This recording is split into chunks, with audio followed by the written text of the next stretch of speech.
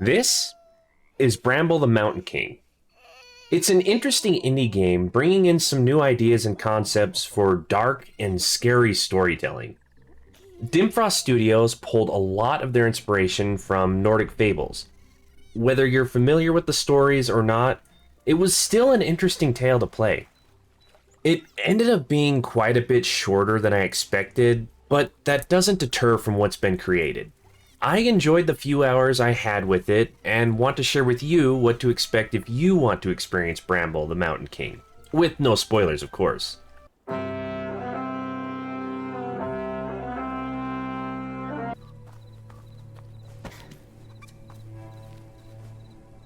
The game is played from Olle's point of view, a young boy who fears the dark and doesn't like to be away from his sister. Waking up late one night, he finds his sister missing and decides it would be much better to be by her side rather than be alone in the dark. So, he sets off into the dark forest in search of his sister.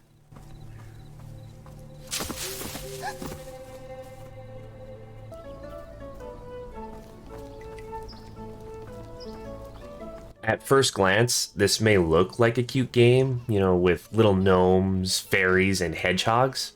This game has those, but there is a lot of dark, gory, and mind-twisting madness throughout the story. Thankfully, kids probably aren't old enough to understand some of the deeper meanings in the story, but there are some scary things and very graphic scenes. I definitely didn't want my kids to watch me play this one.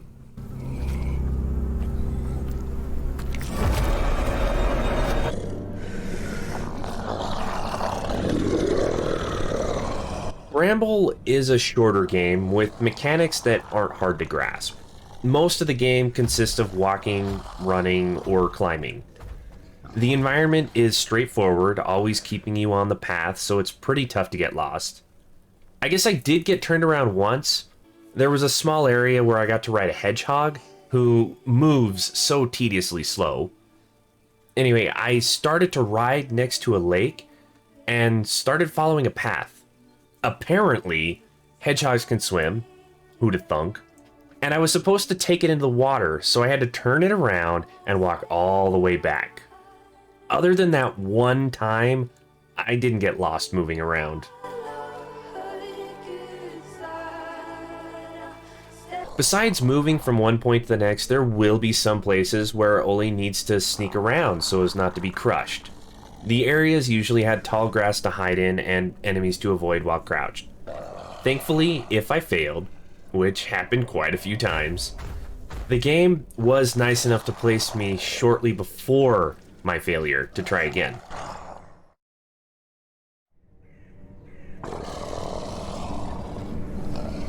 There will be puzzles as well. Not very convoluted and not a whole lot of repeats. I really appreciate a game with puzzles that doesn't regularly use the same thing over and over again. There will be little dots in areas that can be interacted with, usually being a clue, or nothing relevant to a puzzle, just a scene for world building. Olle could do more than just walk around and sneak, though. There are points in the game where it was necessary for him to defend himself. Early on, Olle finds the Spark of Courage, a bright stone that is light as a feather. With that, he can light his way or even flashlight at enemies to defeat them. Fights consisted of dodging special attacks and flashing the enemy when there was an opening. Some of them took a little longer than others, and almost all of them involved me dying a couple of times to figure out what the heck I was doing.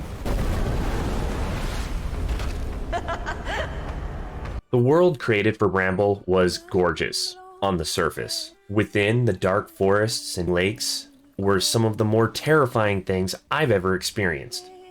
I'm not talking cheap jump scares. The stories told within Bramble left a mark. I won't soon be forgetting the experience. The developers approached the fear factor of a story in a different direction than what's common. It's not scary for the sake of being scary. The game is one of a kind. I don't want to spoil anything, so I can't say much more. It's just something you need to experience yourself if you're willing to try it out.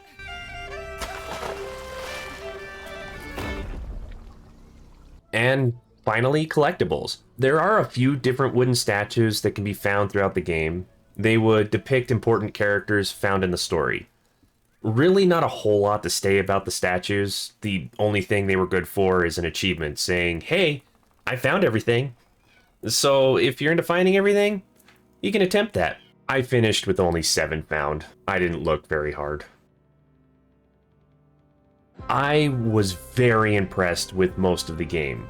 The only issues I had was how short it ended up being, and the last third of the story kind of lost me.